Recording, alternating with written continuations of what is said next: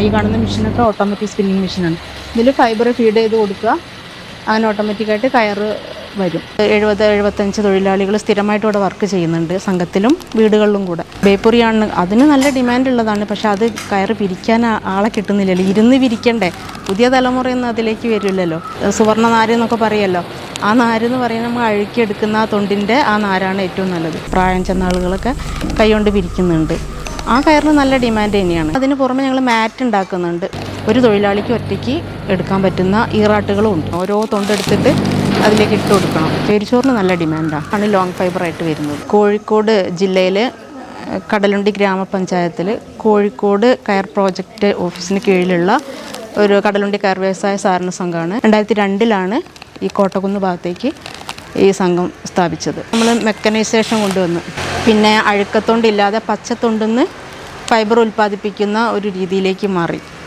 അഴുക്കത്തൊണ്ടിനാണ് ഏറ്റവും നല്ല ഫൈബർ. നമ്മൾ ഗോൾഡൻ സുവർണ്ണ നാര് എന്നൊക്കെ പറയുമല്ലോ, ആ നാര് എന്ന് പറയുന്നത് നമ്മൾ അഴുക്കിയെടുക്കുന്ന ആ തൊണ്ടിൻ്റെ ആ നാരാണ് ഏറ്റവും നല്ലത്. പക്ഷേ പിന്നീട് അത് ഈ പൊല്യൂഷൻ്റെ പേര് പറഞ്ഞാൽ അത് നമ്മൾ നിർത്തലാക്കിയത് കൊണ്ട് ഗവൺമെൻറ് പിന്നീട് അത് നിർത്തലാക്കി. അതിൻ്റെ ശേഷം പച്ചത്തൊണ്ട്, നാളികേരം പൊളിച്ചിട്ടുള്ള പച്ചത്തൊണ്ട് എടുത്തിട്ട് നമ്മൾ മെഷീനിലിട്ട് ഡീഫൈബറിങ് മെഷീൻ ഉണ്ട്, 20 HP ഒരു ഡീഫൈബറിങ് മെഷീൻ ഉണ്ട് ഇവിടെ.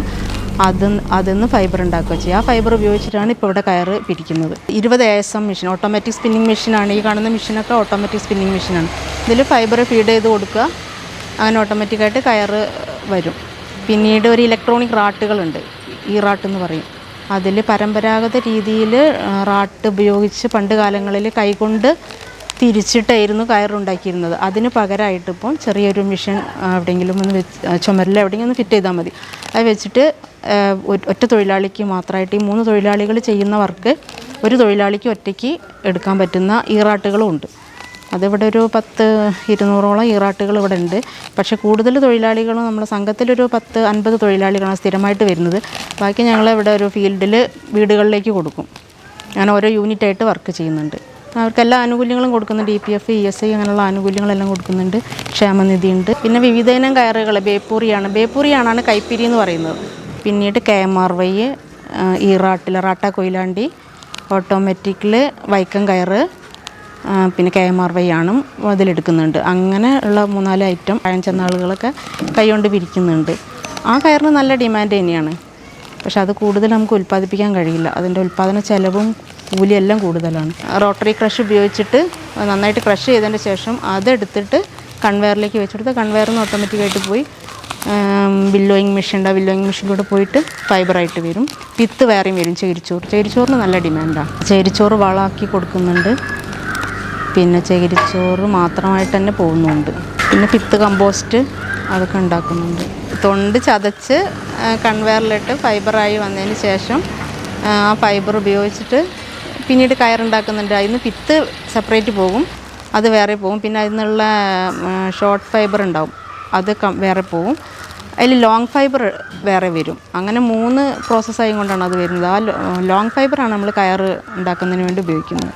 ലോങ് ഫൈബറാണ് ഈ മെഷീനിലൊക്കെ പോകുന്നത്. ഈ കാണുന്ന മെഷീനിലൊക്കെ പോകുന്നത് ലോങ് ഫൈബറാണ്. അതല്ലാന്നുണ്ടെങ്കിൽ നമുക്ക് ഇതിൽ കയറ് നന്നായിട്ട് വരില്ല. ചെറിയൊരു എന്താ പറയുക, നൈലോൺ ത്രെഡാണ് ഇതിൻ്റെ ഉള്ളിലുള്ളത്.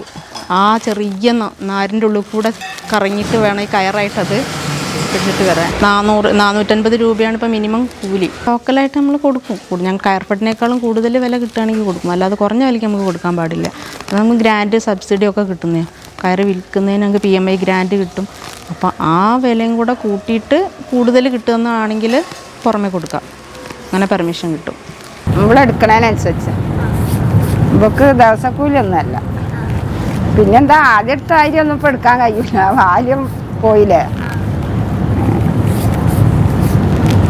എങ്ങനെയാലും 10-200 റുപ്യേൻ്റെ പണിയൊക്കെ വെറുതെ വീട്ടിൽ കുത്തിരിക്കല്ലേ.